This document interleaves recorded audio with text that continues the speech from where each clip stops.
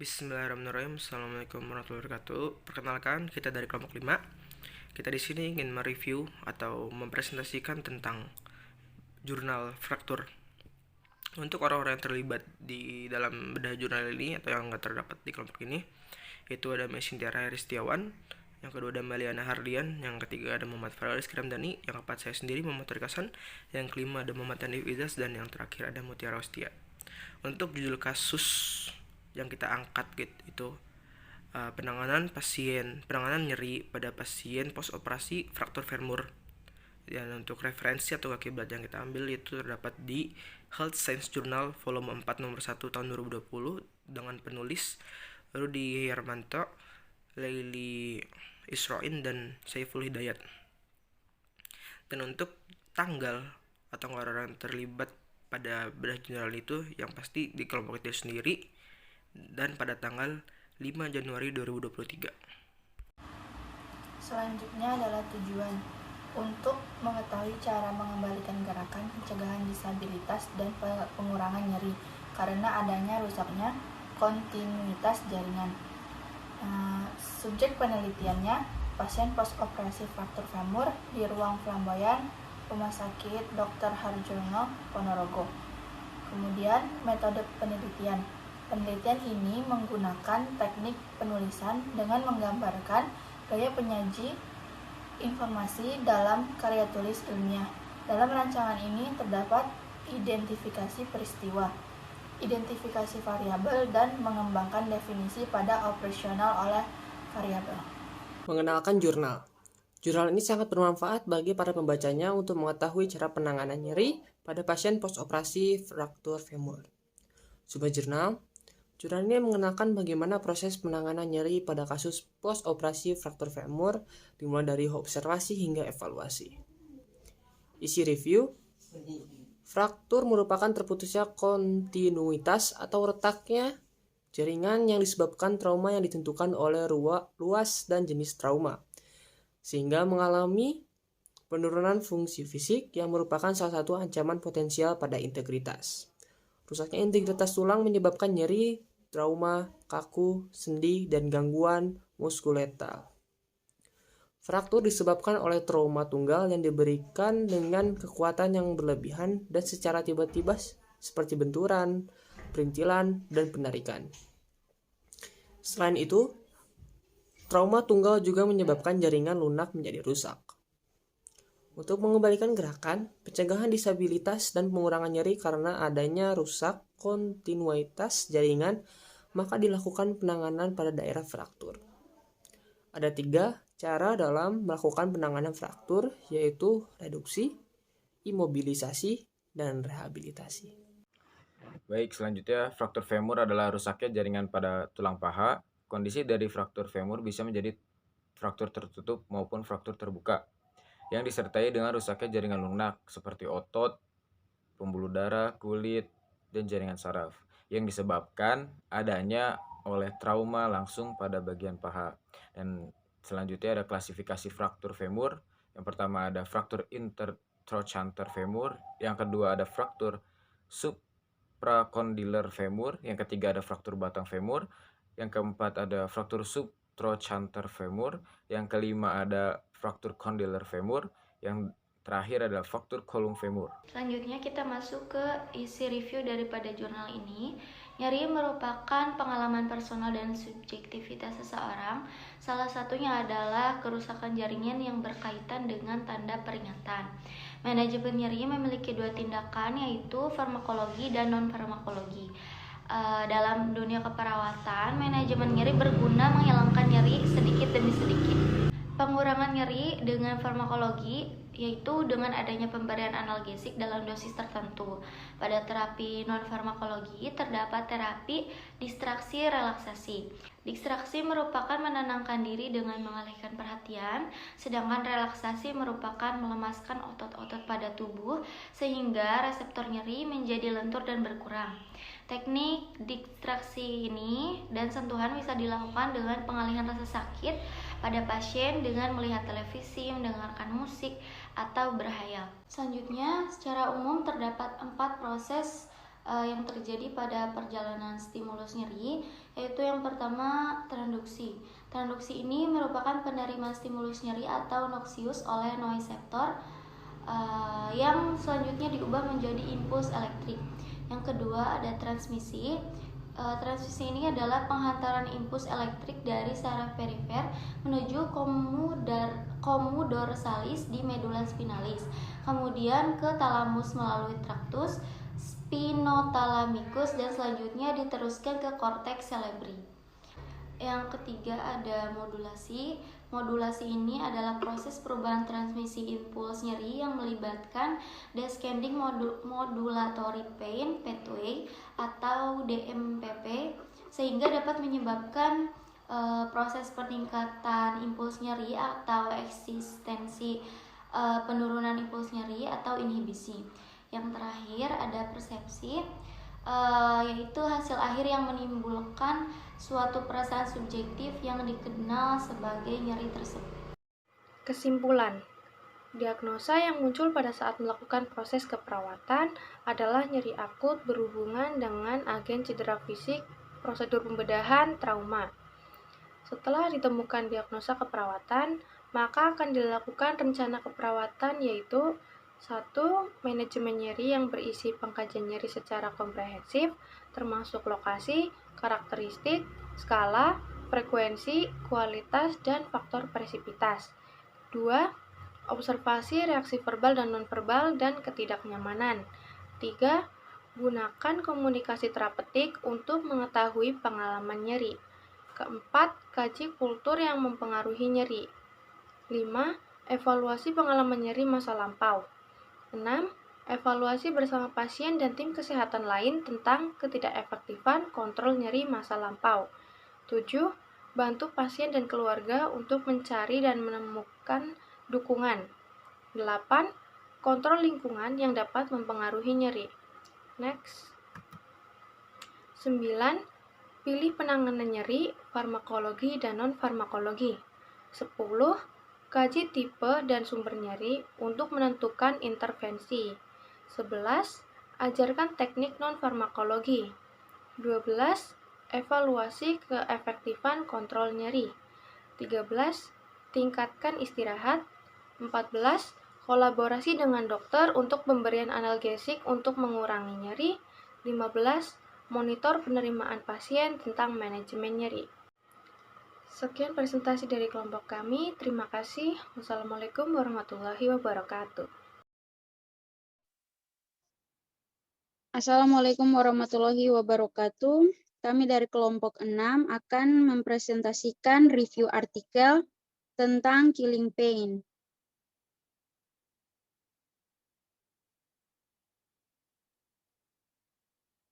Yang beranggotakan Namilawati, Natasha Putri Ubjaan, Niti Alivia Rosidi, Pebi Aradea, dan Putri Mewa Adelia. Kepada teman-teman saya persilahkan.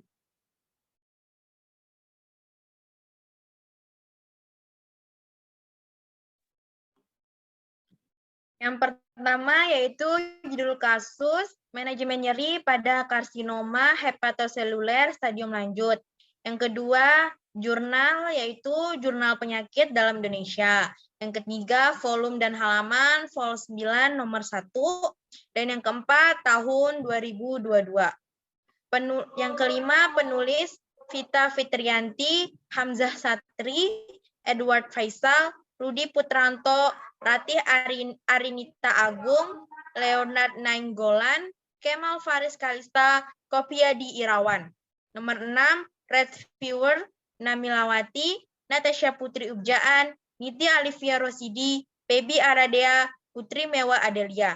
Yang ketujuh, tanggal review 2 Januari 2023.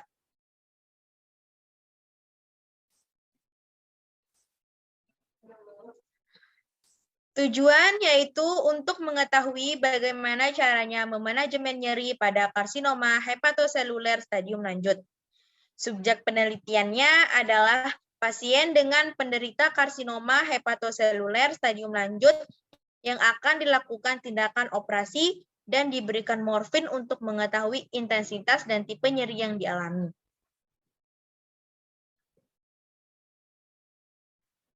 Selanjutnya ada metode penelitian.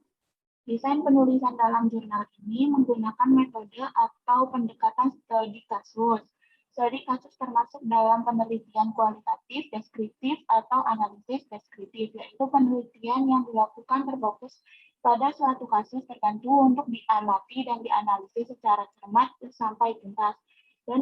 Dan penelitian ini dilakukan terhadap pasien laki-laki usia 26 tahun, masuk dengan keluhan penurunan kesadaran yang memberat sejak 1 hari sebelum masuk rumah sakit. Selanjutnya ada mengenalkan jurnal. Jurnal ini sangat bermanfaat bagi para pembacanya untuk mengetahui cara memanajemen nyeri pada karsinoma hepatoseluler stadium lanjut. Selanjutnya ada sumber jurnal. Kami mendapatkan jurnal ini melalui internet. Pencarian dilakukan seperti pada umumnya dengan cara menuliskan kata kunci. Selanjutnya ada isi review. Karsinoma hepatoseluler atau disingkat dengan KHS merupakan tumor primer hati yang paling sering ditemui sebanyak 80%. Kanker hati disebabkan oleh KHS. KHS termasuk 5 besar kanker tersering dan 3 besar kanker dengan tingkat kematian tinggi. Di Indonesia, karsinoma hepatoseluler termasuk dalam 10 besar penyakit kanker terbanyak dengan prevalensi lebih sering terjadi pada laki-laki dibandingkan perempuan. Nyeri merupakan masalah yang seringkali dialami pasien, sering dikeluhkan pada pasien dengan karsinoma hepatoseluler. Nyeri dapat diakibatkan oleh peradangan pada batas visceral yang menyebabkan nyeri nociceptif. Pada kasus lain, nyeri dapat disebabkan oleh metastasis dari kanker, inflamasi derivat dengan karsinoma hepatoseluler stadium lanjut yang telah lama menjadi perhatian yang signifikan bagi pasien dan juga klinisi. Nyeri perut bagian kanan atas merupakan keluhan dan nyeri akut berulang berkontribusi terhadap hipersensitivitas visceral.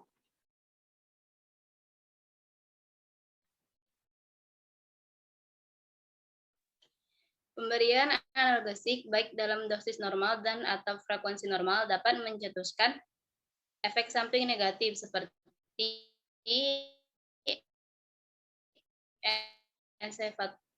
ensefaloten dengan rasa sakit memiliki keluaran yang lebih buruk dibandingkan dengan pasien yang pemahaman yang lebih menyeluruh tentang rasa sakit yang disebabkan oleh karsinoma hepatoseluler dan metode yang tepat untuk mengobatinya tidak hanya akan meningkatkan kualitas hidup, namun juga prognosis pasien. Pasien yang memiliki karsinoma hepatoseluler mengeluh terdapat nyeri perut kanan atas seperti ditusuk-tusuk. Tidak ada penjelasan nyeri. Kemudian menjalani biopsi hati dan hasil menunjukkan histologi sesuai dengan gambaran karsinoma sel hati fibrolamellar. Pada pemeriksaan fisik awal didapatkan kesadaran somnolen dan hemodinamik stabil.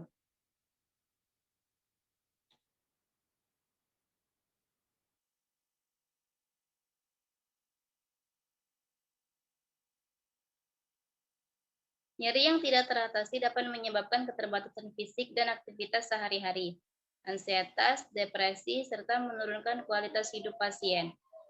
Pada pasien dengan gangguan hati seperti sirosis hati maupun KHS, nyeri yang tidak teratasi dapat mencetuskan timbulnya ensefalopati hepatikum, sehingga tata laksana adekuat untuk mengontrol nyeri sangat dibutuhkan.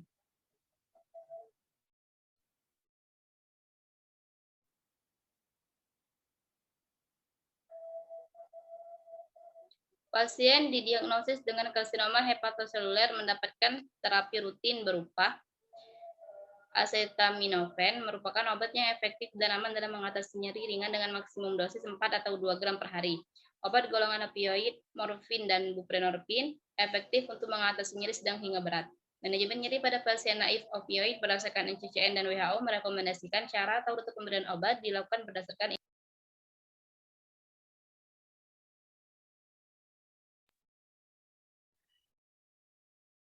D. Pasien dengan nyeri intensitas berat atau fase 7 sampai dengan 10 sebaiknya diberikan titrasi pada opioid kuat seperti morfin. E. Pasien dengan nyeri sedang yaitu fase 4 sampai dengan 6 dapat diberikan pemberian oral dari opioid lemah seperti tramadol maupun kodein. Dosisnya adalah 50 sampai dengan 100 mg setiap 8 sampai dengan 12 jam untuk tramadol dengan dosis maksimal 400 mg per hari. Kodein dapat diberikan sebanyak 120 sampai dengan 360 mg setiap 3 sampai dengan 4 jam.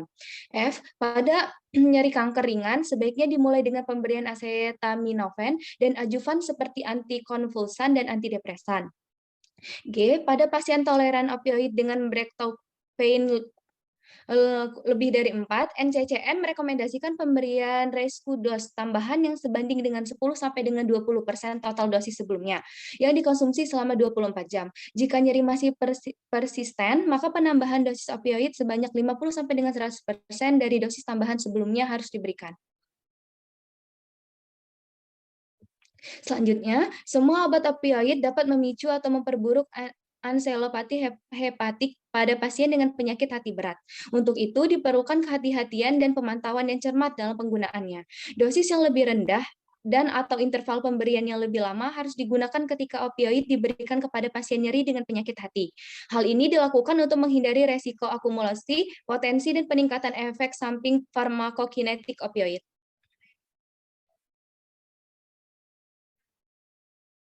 Kesimpulannya, pemilihan analgesik pada pasien KHS disesuaikan dengan intensitas dan tipe nyeri yang dialami. Opioid berupa morfin menjadi pilihan utama dalam menangani nyeri intensitas sedang sampai dengan berat. Dengan pemberian opioid yang terukur dan terkendali, baik, maka keluhan pasien akibat nyeri dapat dikurangi sehingga dihilangkan, sehingga mampu meningkatkan kualitas hidup pasien. Terima kasih. Sekian presentasi dari kelompok kami tentang review artikel Killing Pain. Terima kasih.